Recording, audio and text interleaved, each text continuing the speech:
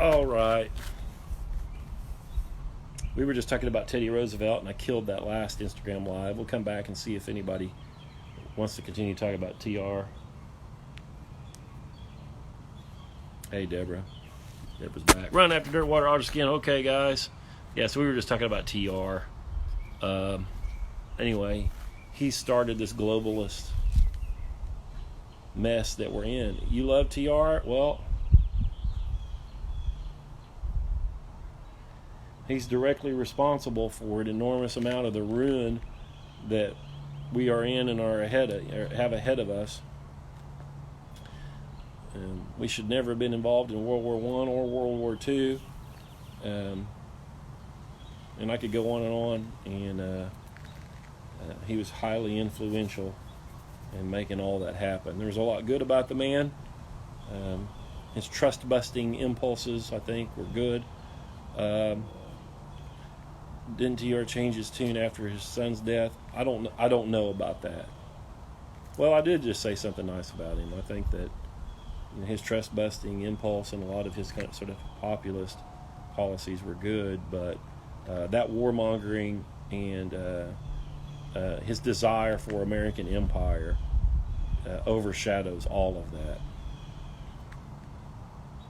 that. Empire is a road to ruin every single time. It always has been.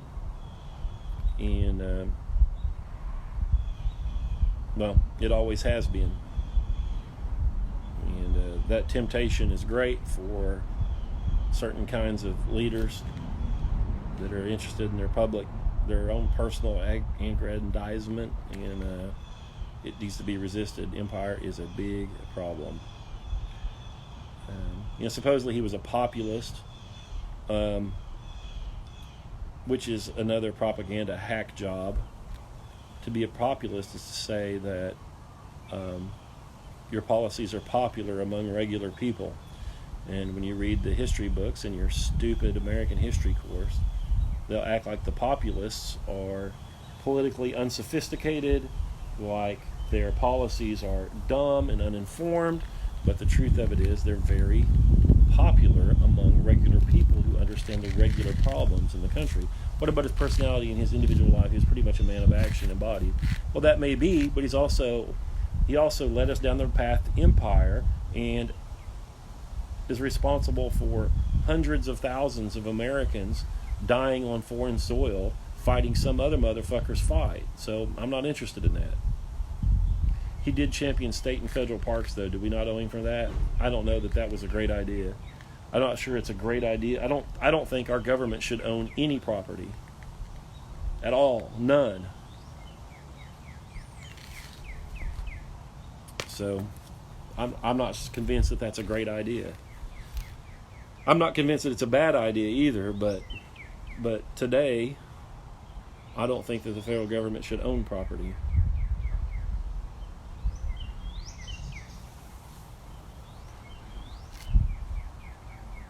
Yeah. I think that Roosevelt, TR, was probably somebody I would enjoy talking to, that I would have been proud to have known the man. I think there's a lot good about him. I think he had a number of these masculine virtues, and he was a man of action and all that. But his drive for empire and his drive to put us into a world conflict is unforgivable. Hey, Zach. Yeah, unforgivable. Additionally, without TR, FDR, I don't know that FDR gets elected. Oh, Brett loves him, but he also knows all these failings too. I won't speak for Brett, but I don't think Brett is that interested in politics. So he's more interested in Roosevelt as an individual, and he's more interested in what Roosevelt did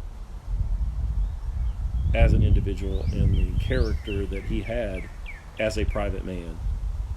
I'm not a fan of FDR. Do I have a favorite president? Probably not. Probably not. No, I'm not a fan of FDR. FDR was a National Socialist for sure, and no, not a fan of FDR.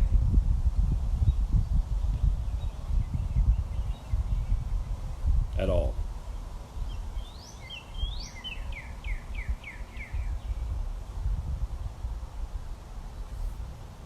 Yeah. Yeah, probably don't have a favorite president.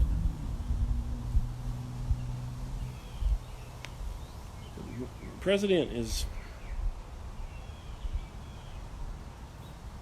yeah, it's really not very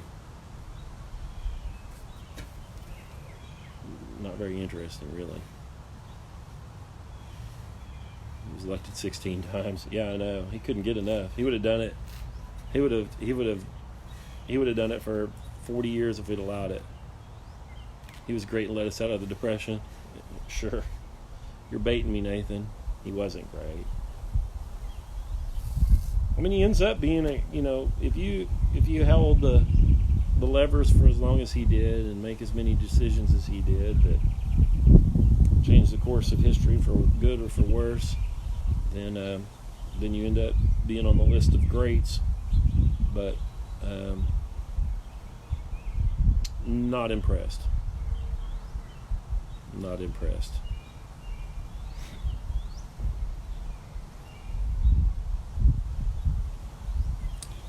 Also, yeah, loved war. Just loved it. He did.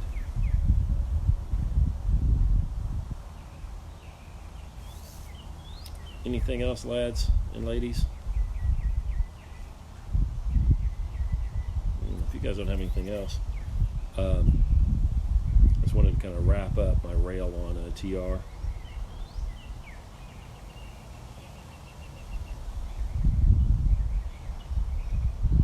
Why can't people see this for what it is? They overreacted and are loving the power grab. They don't want to give up the reins. No, they don't want to give up the reins. I assume you're talking about the lockdown. It's not a quarantine because we're not sick. It's just a lockdown. Yeah, this lockdown thing will be used over and over again. It'll be used to protect the environment. They're going to tell people that I don't know, something like, oh, racism is afoot in Charlotte, and they'll lock down all of Charlotte. This will be used over and over again. No president did a better job of bombing the working American like Harding, though.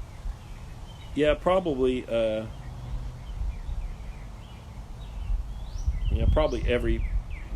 Probably every president has improved on that every year since then, would be my guess. Hey, CJ. Harding. Poor Warren Harding. We need a bunch of Coolidges. That's what we need. Like nothing happens. That's what we need.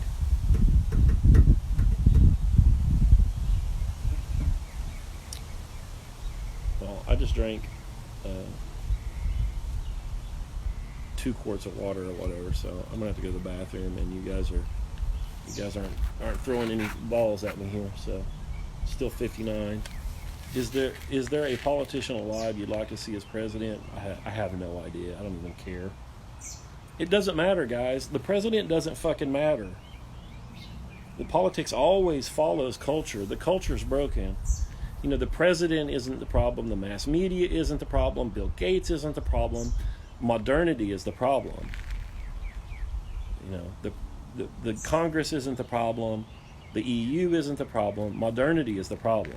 So none of it matters. None of it matters.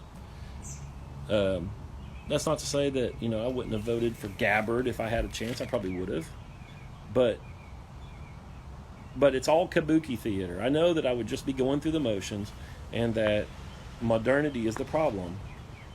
Everybody wants to point fingers at this or that isolated chunk of the world, but the problem is modernity.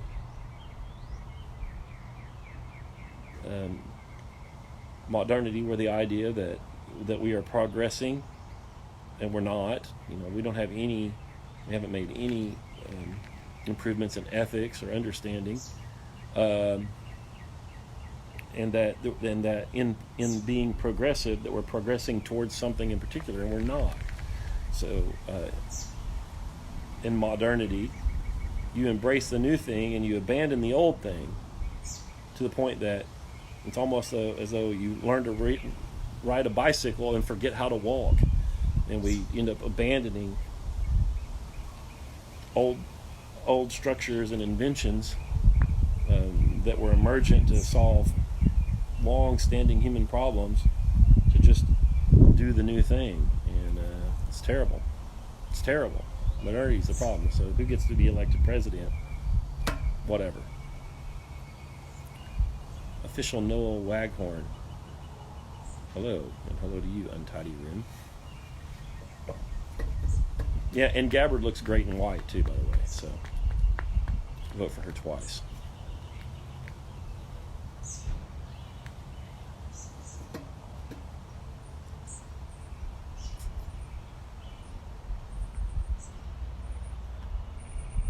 Yeah, there's didn't mind Tulsi. No, I think she was legitimately anti-war. I think, and had some good points. They're not going to elect her. She's not electable. She never was. It's okay. And by the way, it doesn't matter what the president is. It doesn't even matter who the president is. I found reasons to be excited about Obama's election. When Obama, a big part of his campaign was to get us out of Iraq and Afghanistan. So when he won, I thought, well, at least we'll have that. And then that didn't happen. These presidents aren't able to do anything that they want to do. I believe that Obama was sincere in his desire to get us out of those weird conflicts, and I believe that we live in a failed state, and he was unable to do anything about it. When I saw that happen, I the whole picture became much more clear for me. Right, you're right. And yeah, who would you say was the last philosopher to propose a good idea? I don't know.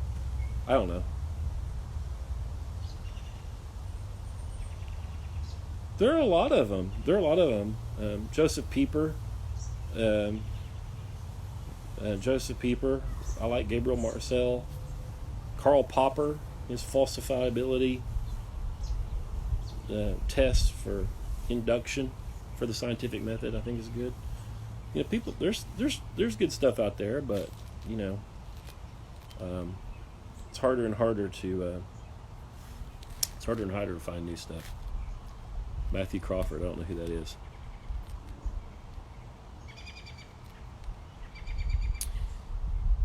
Yeah, that's all I know, guys.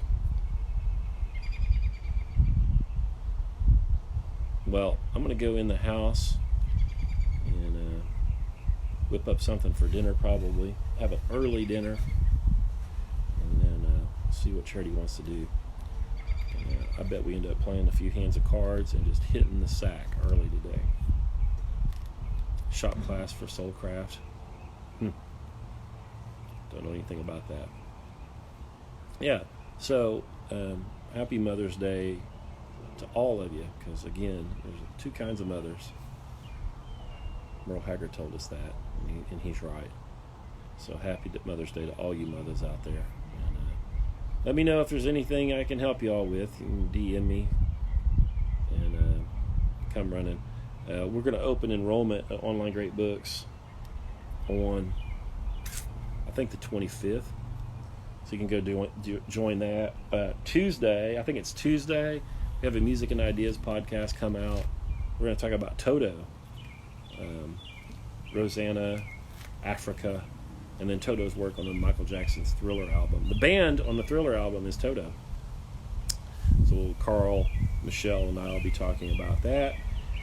And Starship Troopers is going to be the book that we cover on the Online Great Books podcast on Thursday. So jump in there and send our shows to somebody else. Group 24 had like 4. That ain't good. Get in Slack and rally the troops, man. Get in Slack and rally the troops. Yep. Plague sessions on Tuesday. Yeah, we got plague sessions all week. We've got 7 of them over the next between Tuesday, and a week from Tuesday. We'll be opening up some more of those gateway sessions soon over some different books. And if you've never done a seminar with us, a free seminar with us, you'll be eligible to join one of those others. We'll be selecting those texts very soon. But enrollment will be open in pretty quick too. Yeah, Starship Troopers is a lot of fun. It's a good book. All right, everybody, I'm going to go and have a wonderful Mother's Day. Talk to you soon.